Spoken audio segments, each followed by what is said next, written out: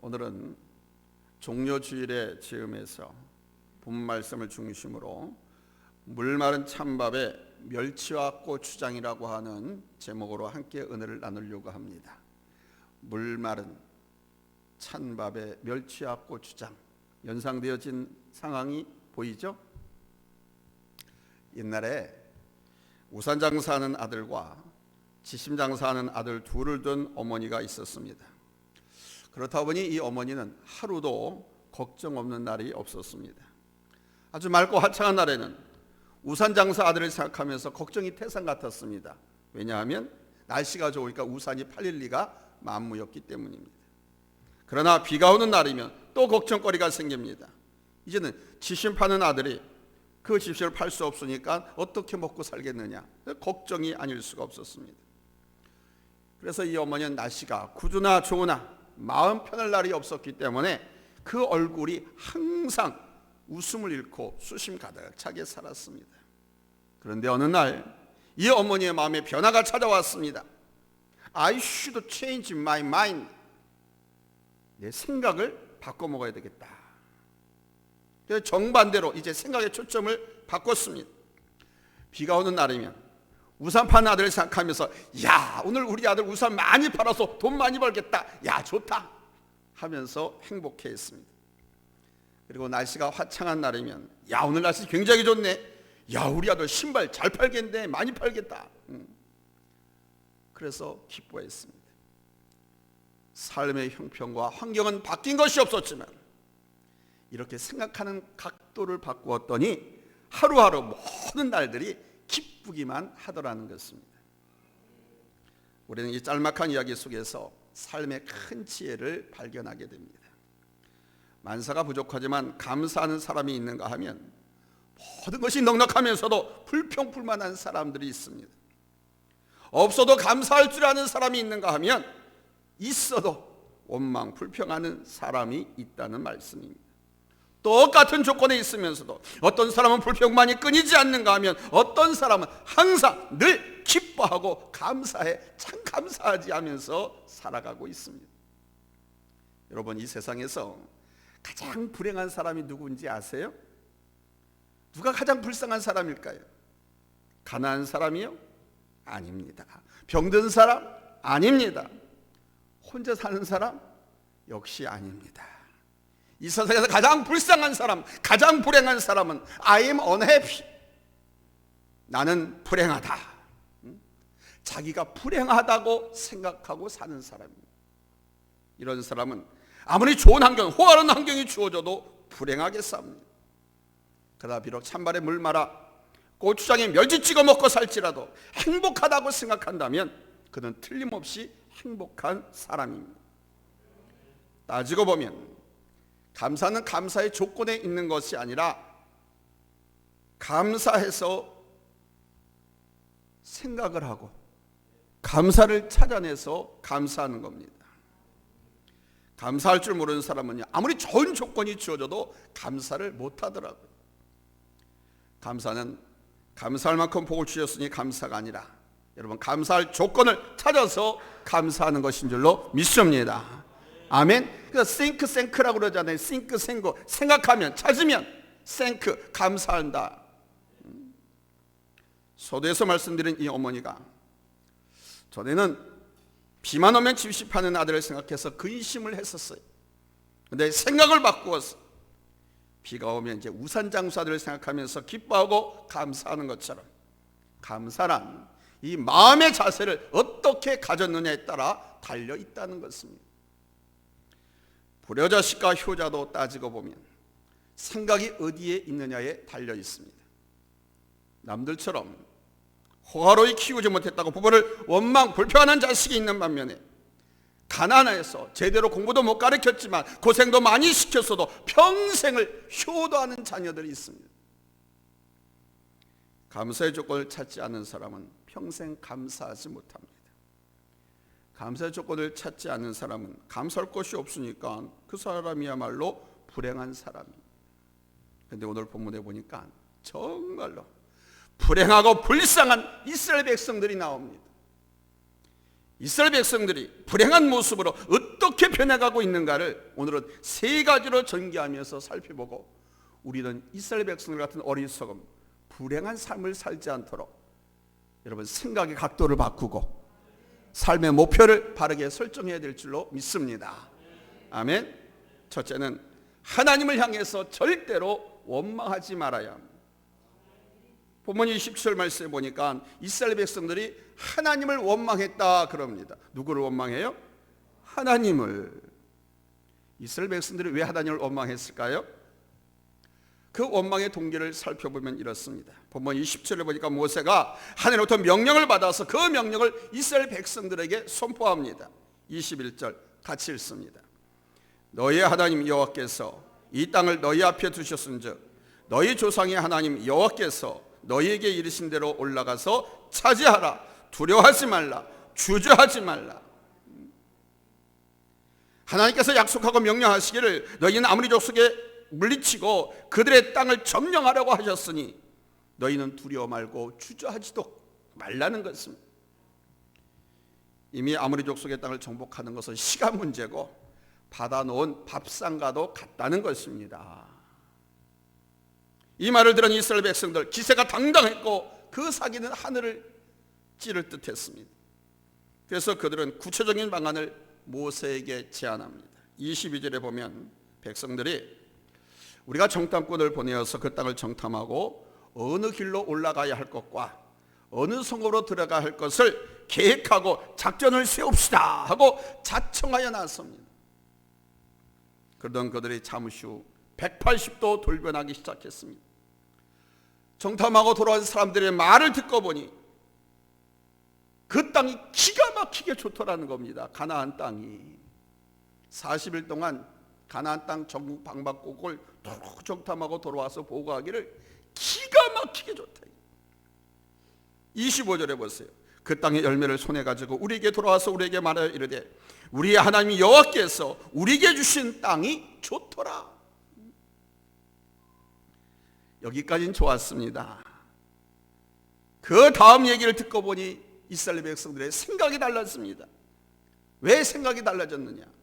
그 이유가 28절 하반절에 보면 그 백성은 우리보다 장대하며 그 성읍들은 크고 성곽은 하늘에 닿았으며 우리가 또 거기서 안악자손을 보았노라. 그들의 성읍은 무지무지하게 크고 성곽은 하늘에 짤 정도로 높고 난공불락의 요새고 더욱이 안악자손을 우리가 봤는데 안악자손이 누구냐 하면 가나안 땅의 원주민으로서 2m 70, 83m 거인들을 봤다는 겁니다. 이런 상황을 보고 있던 이스라엘 백성들 마음이 쪼그라들기 시작했습니다. 얼마 전까지만 해도 가자 올라가자 우리의 밥이다 사기 충천해가지고 소리친 저들이 정탐꾼들의 가나안 땅 상황을 딱 듣고 보니 두려움이 앞섭니다. 공포에 막 떨기 시작한 겁니다.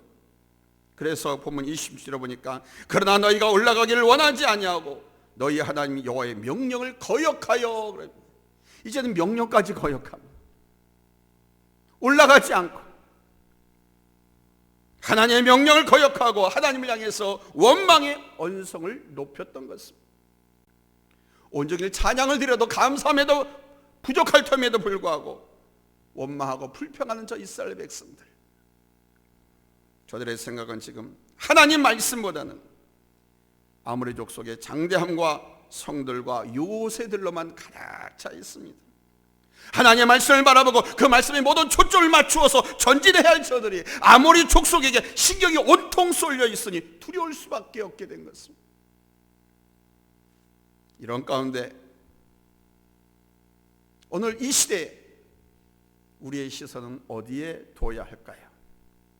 우리 인생도 마찬가지거든요. 적과 끓이려는 저 가나안 땅을 정복하기 위해서는 아무리 축소 같은 장애물을 물리치지 않으면 안 됩니다. 하나님께서 여러분의 가정의 직장의 사업장에 우리 교회 이 나라 임재 주신 비전, 목적, 명령을 주신 것에 대해서는 주변에서 일어나고 있는 상황에 쫄고 긴장하고 주저앉고 포기해서는 안 됩니다. 그걸 뚫고 나가야지. 아멘. 하나님께서 우리에게 그런 목적과 명령, 비전을 주신 것은 우리에게 이루어 주실 것이기 때문에 주신 것입니다. 그걸 성취하는 것은 우리가 행함으로써 얻는 거예요. 근데 그것을 행하지 못하도록, 성취하지 못하도록 이 아모리 족속 같은 장애물, 이것들이 떡 버티고 앉아서 우리로 하여금 주저하게 하고 포기하게 만듭니다. 따라서 아모리 족속의 성들과 안악자손 같은 거인들에게 초점을 맞춰서는 안 됩니다. 내 발로 밟는 땅을 다 내게 주겠노라. 저들을 모조리 다 진멸시켜라. 저들은 다 너희의 밥이다. 무서워하지 말라. 주저하지 말라. 오직 이 하나님의 말씀만 바라보고 전진해야만 여러분 승리할 수 있는 줄로 믿습니다. 아멘. 여기에 승리가 있고 여기에 감사가 있고 여기에 행복이 있는 거예요. 두 번째는 사랑의 하나님을 악하다고 매도해서는 안 됩니다. 그런데 이스라엘 백성들은 27절 보니까 여호와께서 우리를 미워하신다 이렇게 말합니다. 요한일서 4장 8절에 보면은 God is love, God is love, 하나님은 사랑이시다라고 말씀하고 있습니다. 하나님은 사랑이시다라는 이 말씀은 하나님은 사랑 그 자체, God is love itself라는 거예요. 사랑 그 자체가 우리 하나님이시라는 겁니다. 그럼에도 불구하고 이스라엘 백성들은 27절에 보니까 여호와께서 우리를 미워하심으로 아모리 족속의 손에 넘겨 멸하시려고 우리를 애굽 땅에서 인도하여 내셨도다라고 원망하고 있습니다. 적반하장도 유분수죠. 아니 이렇게 터무니없는 억지가 어디 있습니까? 하나님이 우리를 미워하시기 때문에 계획적으로 애굽에서 우리를 내보내시고 아모리 족속에게 떼죽음을 당하게 하시려고 여기까지 인도하셨다라는 그런 말입니다.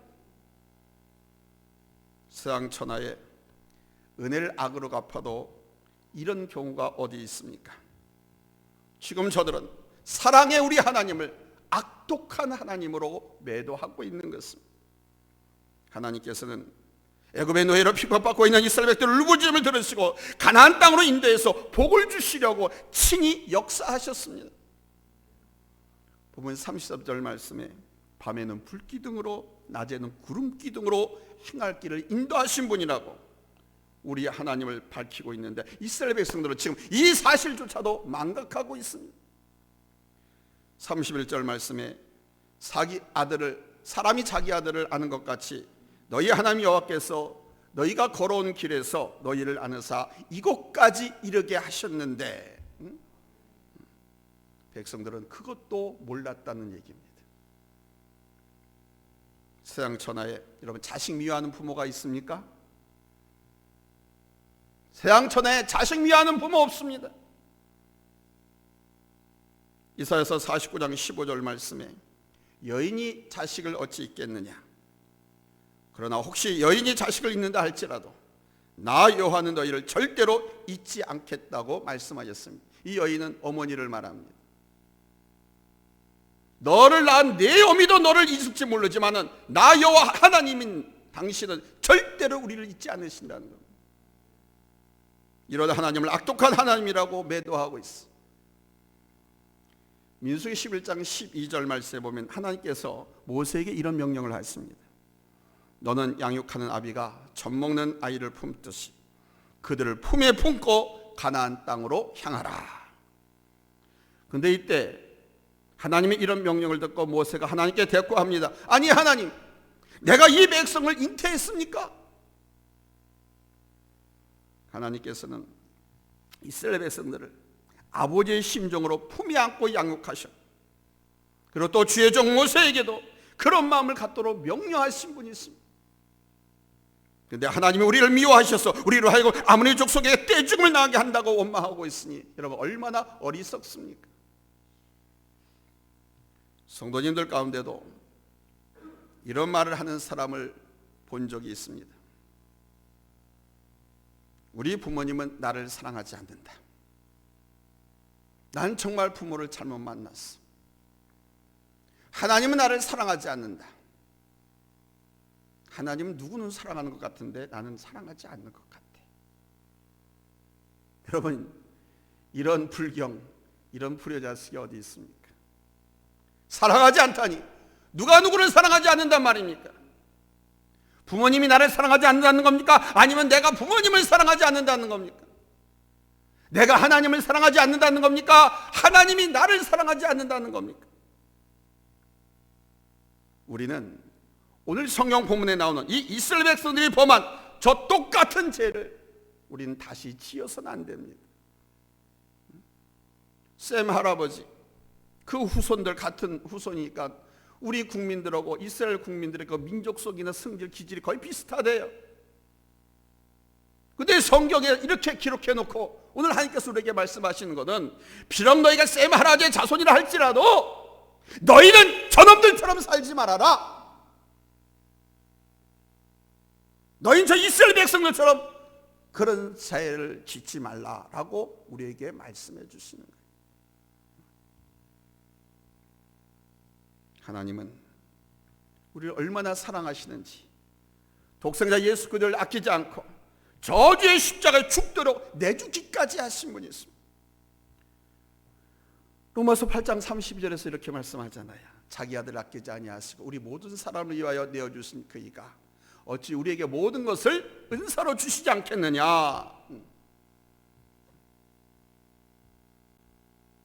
하나님은 우리를 절대로 미워하는 분이 아니시라는 거예요. 악독한 하나님이 아니시라는 거예요. 사랑의 하나님이시요, 긍휼의 하나님이시요, 인자하심의 하나님이요, 혹시라도 상할까 봐 끝까지 참고 기다려주신 하나님. 여러분, 이런 하나님을 원망하고 불평하는 신앙인이 되어서는 안 될 줄로 믿습니다. 아멘. 세 번째는 은혜 받은 곳, 사명의 자리로 돌아오라는 것입니다. 가데스 바네아까지 인도하신 우리 하나님을 원망하고 아버지가 아들의 품에 안은 것처럼 양육하셨던 그 하나님을 향해서 자기들을 미워하는 신이라고 원망했던 이스라엘 백성들, 성경에 보니까 이제 이 이스라엘 백성들은 약속의 땅, 적과꿀이 흐르는 땅, 꿈의 땅, 가나안 땅에 들어가기 전에 광야에서 인생의 미아가 되어버리고 맙니다. 28절에서 백성들은 우리가 어디로 가야 하냐? 우리가 어디로 가야 합니까? 하면서 울고 있습니다. 이것이 하나님을 원망하고 하나님에서 불평하던 이스라엘 백성들이 얻은 결말이었습니다. 공동번역에는 우리가 어찌하여 그곳으로 가야 됩니까? 하고 표기되어 있습니다. 그러니까 가나안 족속은 장대하고 힘이 막강해서 우리 따위는 어림도 없는데 우리가 왜 그곳으로 가야 합니까? 가서 그냥 다 죽으라는 겁니까? 이렇게 표현해놨습니다. 이제는 출애굽한 목적, 나를 구원하신 목적도 상실해버리고 만 겁니다. 가야 할 목적지를 상실해버린 사람처럼 불쌍한 사람이 없습니다. 남들은 다 목적지를 향해서 비전 성취를 위해서 열심히 걸음을 재촉하고 있는데 쓸쓸하게 혼자 벤치에 앉아서 먼 산만 쳐다보는 사람의 그 마음, 그 심정, 그 모습 얼마나 처량합니까? 해는 서산해지고 차가운 바람이 살결을 얼리고 배는 고프고 갈 곳도 없고 오라는 사람도 없고 쉴 곳 없는 형편이라고 하면 이 사람 여러분 얼마나 고독한 사람입니까? 바로 이스라엘 백성들이 바로 이 모양이 되어버리고 말았습니다. 이것은 하나님의 은혜를 입었으면서도 깨닫지 못하고 오히려 원망하고 불평한 사람의 결말인 것입니다. 에레미야가 3장 39절로 40절 말씀에 보면 살아있는 사람은 자기 죄들 때문에 벌을 받나니 어찌 원망하랴. 우리가 스스로 우리의 행위들을 조사하고 여호와께로 돌아가자라는 말씀이 나옵니다. 원망하는 죄를 범하지 말라는 것입니다. 원망하지 말고 자기 죄를 스스로 돌아보고 여호와께로 돌아오라는 말씀입니다. 하나님께로 나오라는 말씀입니다. 은혜 받았던 자리, 사명의 자리로 돌아오라는 것입니다. 사랑하는 여러분, 잠언 19장 3절 말씀에 사람이 미련함으로 자기 길을 굽게 하고 마음으로 여호와를 원망하였느니라 그랬습니다. 이스라엘 백성들이 하나님을 원망함으로 갈렙과 여호수아를 제한 모든 사람들이 가나안 땅에 발을 들여놓지도 못한 채 죽어야만 했습니다. 원망이란 그렇게 무서운 결과를 낳게 되는 것입니다. 이제는 이스라엘 백성들이 하나님을 원망하고 불평해서 고생 끝에 폭망한 전철을 밟아서는 안 됩니다. 하나님의 약속을 붙잡지 않고 사명과 은혜의 자리를 떠났던, 비전과 꿈을 이루지 못했던 그 자리를 박차고 나오셔야 됩니다. 나를 사랑하고 충성되어 여기서 복받게 하시려고 내게 사명을 주신 그 자리로 돌아와야 합니다. 내게 주신 직분이 사명입니다. 그리고 이제는 감사하는 성도들이 되어야 합니다. 복을 많이 받아서 감사한 것이 아니라 감사할 조건을 찾아서 생각해서 감사하는 겁니다. 아멘. 나를 사랑하고 신뢰 충성을 여기서 복받게 하시려고 내게 주신 직분, 즉 사명을 주신 우리 하나님께 감사하셔야 됩니다. 우산 파는 아들과 지심장사하는 아들을 두었던 한 어머니처럼 이제부터는 생각을 바꾸어서 감사할 조건을 찾아서 감사하는 생활로 여러분 기쁨을 누리는 성도들이 되시기 바랍니다. 여러분의 그 감사로 인해서 우리 주님의 은혜와 축복이 여러분 더욱더 크게 임할 줄로 믿습니다. 더욱더 크고 놀랍게 임하기를 예수님의 이름으로 축원합니다. 할렐루야.